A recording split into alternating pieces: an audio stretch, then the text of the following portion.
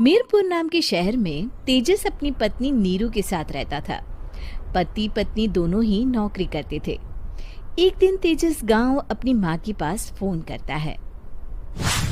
Hello, प्रणाम माँ। जीते रहो माँ, तुम दादी बनने वाली हो हैं? अरे वाह, ठीक है बेटा, मैं कल ही आती हूँ। जब माँ जी शहर पहुंची तो बेटे बहू ने बहुत अच्छे से स्वागत किया। लीजिए माँ जी, चाय। अरे गर्मा गर्म पकोड़े ले आओ माँ के लिए। नीरू रसोई में गई और 2 मिनट में ही पकोड़े ले आई। जी ये लीजिए। बहू जादू से बनाए हैं क्या? अभी तो रसोई में गई थी। यम्मी। माँ जी, शीला रसोई में पकोड़े तल रही है, मैं बस लेकर आई। हे भगवान, मेरा धर्म भ्रष्ट कर दिया तूने। अब तो गंगा जल से शुद्धिकरण करना होगा। दूसरे दिन, माँ जी मैंने नाश्ता बना दिया है, ऑफिस जा रही हूँ। पर अभी तो घर का सारा काम पड़ा है। शीला आती ही होगी, झाड़ू पोछा बर्तन कपड़े वो सब कर लेगी। हमारे जमाने में घर का सारा काम हम ही करते थे। जी माँ जी, आप बहुत होशियार हैं, मैं घर ऑफिस दोनों नहीं संभाल पाती। तो जरूरत क्या है घर से बाहर जाकर चाकरी करने की? वैसे भी घर का काम खुद करने से घर में बरकत आती है, समझी? पर माँ जी। पर वर कुछ नहीं, इस महीने की पगार मिले फिर ऑफिस बंद है। हाँ। रात को नीरू तेजस से कहती है, सुनिए जी, माँ जी बोल रही थी कि मैं नौकरी छोड़ दूं। वैसे ठीक ही तो है, अभी तुम्हें आराम की जरूरत है। फिर भी आराम कहाँ, शीला को छुड़ाने के लिए बोल रही थी। तो अब 24 घंटे में इतना काम तो कर ही सकती हो। पर जॉब पसंद है मुझे, घर पर मन नहीं लगेगा। अगले दिन जब दोनों ऑफिस के लिए निकल रहे थे, मेरी तो कोई कीमत ही नहीं है इस घर में। माँ जी, आजकल महंगाई बहुत है, रहन सहन भी बदल गया है, दोनों नौकरी करते हैं तभी ठीक रहता है। अच्छा, तू कहना क्या चाहती है? मेरा बेटा तुझे बिठा के खिला नहीं सकता? तू ही इस घर का खर्च चला रही है, हैं? नहीं माँ जी, मेरा वो मतलब नहीं था। मतलब खूब समझती हूँ, ये बाल धूप में सफेद नहीं किए मैंने। हाँ।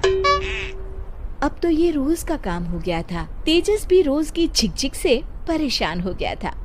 एक दिन उसने कहा, नीरू, वैसे भी तुम्हें मैटरनिटी लीव मिलने वाली है, तो अभी से ही छुट्टी ले लो। पर क्या, मेरी सैलरी अच्छी खासी है। आखिर नीरू ने रिजाइन कर दिया। जब बच्चा हुआ तो घर में सब बहुत खुश हुए।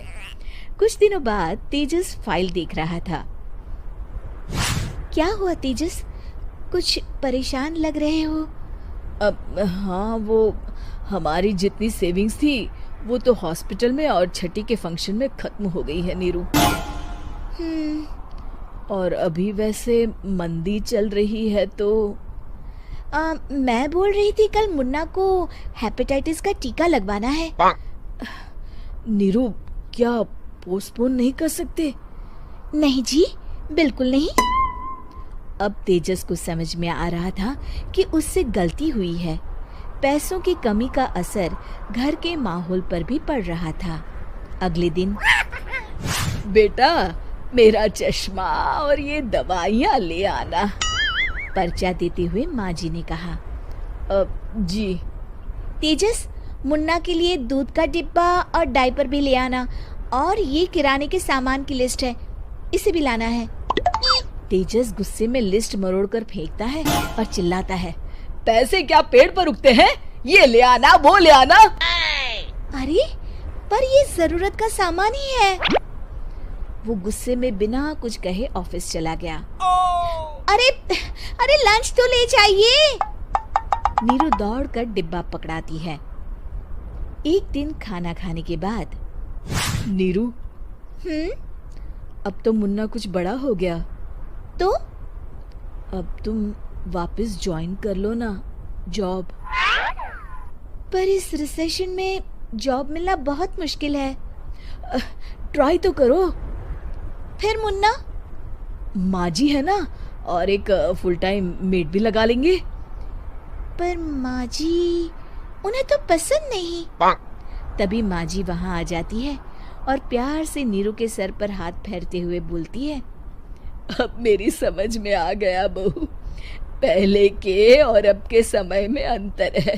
तुम काम शुरू करो, मुन्ना की जिम्मेदारी मेरी।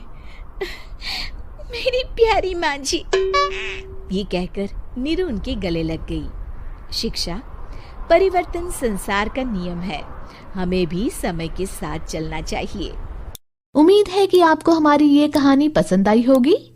कृपया हमारे चैनल को सब्सक्राइब करें और सभी अपडेट्स के लिए बेल आइकन जरूर क्लिक करें। और हाँ, वीडियो लाइक और शेयर करना मत भूलिएगा। Bye bye.